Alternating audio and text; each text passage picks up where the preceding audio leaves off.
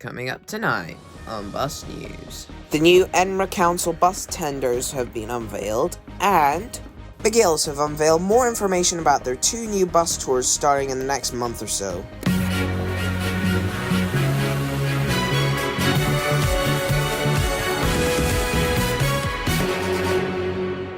Yeah, this video might be a bit subpar, just like with my vocals, because I'm really rather unwell. But Charlie forgot that he was supposed to be filming this episode of Bus News. So since I have the day off due to, well, go figure, I'm just finishing it for him instead, so yay. But yes, hello, it's me, Mortimer, here. I'm unwell, but Charlie's at school and forgot that he was supposed to be filming tonight's episode, so I'm having to do it for him. First, more details for 2 new McGills bus tours have been unveiled. The first one we're going to be talking about is the Brightbus 4th Boat and Bridges Tour. So Brightbus Tours have added on their website that the ticket information and stuff. So the route is basically the same as the old Edinburgh Bus Tours 3 Bridges Tour, which I never got to go on, unfortunately.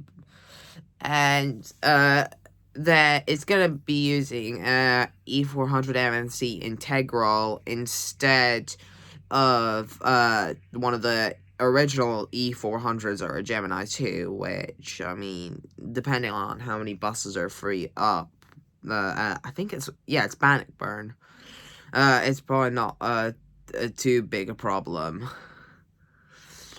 And then, pricing-wise, it's a bit more expensive than the other tours, which is to be expected because you get a bus and a boat, hence the name, Boat and Bridge Tours. For a child, it's £15. For a senior, it's £26.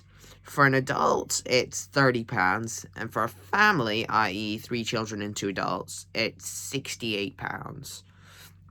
So it is quite pricey, but it's good value for just over 3-hour trip total. Next, the Stirling Sightseer will run every hour every day and looks like it's going to be allocated to an Alexander Dennis Enviro 400 from Brightbus. And the route is going to start at Stirling Station, then go up to Bridge of Allen, and then down via Stirling Uni to the Wallace Monument, and then back down, and it will stop at the Beheading Stone, go around the top of the town to the Smith Museum, and then up to the castle, and then return back down to the station. Overall, it sounds like a really nice tour, and I'm hoping that sometime soon I'll be able to go on it. And another thing is that to go to the Battle of Bannockburn Centre, you can use your Stirling Sightseer bus ticket on the 56 or X36 down to the Battle of Bannockburn Centre and just learn about the Battle of Bannockburn, which I've heard a bit about. It sounds quite interesting. So the Stirling Sightseer will officially start on the 27th of May, so just this coming Monday. And then the Brightbus Bridge and Boat Tours will start sometime in June. Next, the first lot of the Edinburgh Council bus tenders have been unveiled. The first 7 that have been unveiled are only operating in West Edinburgh at the moment, with the remaining tenders being unveiled sometime later in the month. The 4 operators that they selected felt a bit random.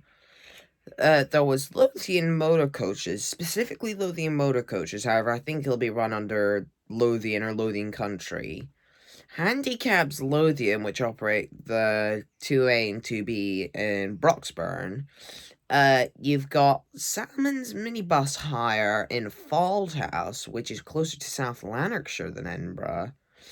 And you also had Borders buses, which Borders buses in southwest Edinburgh doesn't feel right. So originally there were 7 tenders. The 1A from Hermiston Park and Ride to the Gala Centre via Ratho. The 2A, Ratho to the city centre via Hermiston. 3A from Ratho to the city centre via Maybury. The 4A from the Gala to Queensferry via Kirkliston. The 5A from Chester to Wester Hales.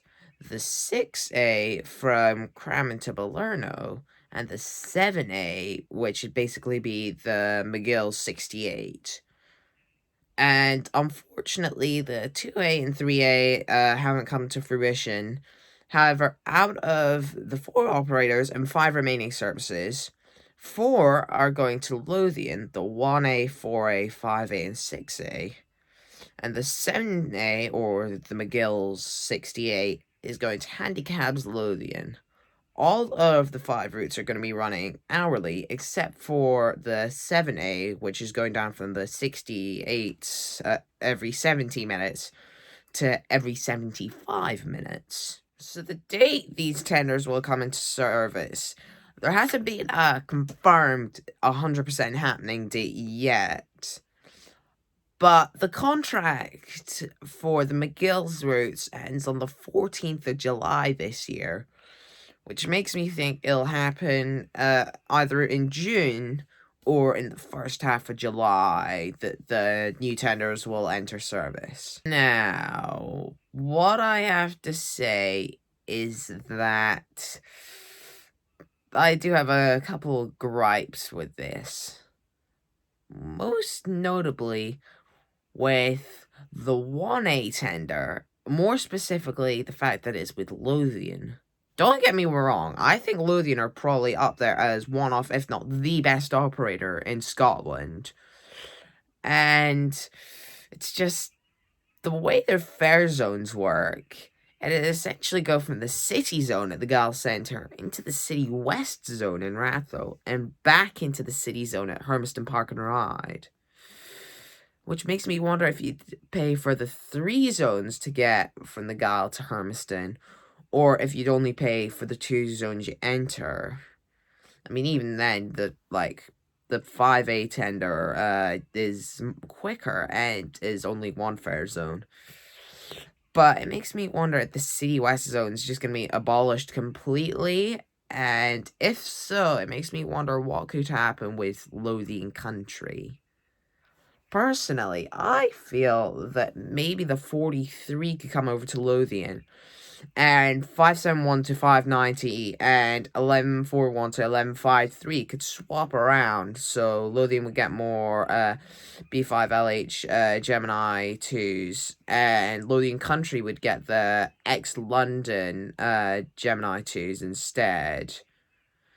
So, that's just my 2 cents, but I honestly wouldn't think that's a half bad idea. As for the other tenders, I don't really have any other gripes. I like the way the 5A works, as not only is it basically just the route of the 63 to the Gyle, but operated by Lothian, hallelujah, but it means that Crammond and Barnton will have a link to the Gyle, so that people don't have to take 2 buses and then walk, or take a bus into the city centre, and then a 22.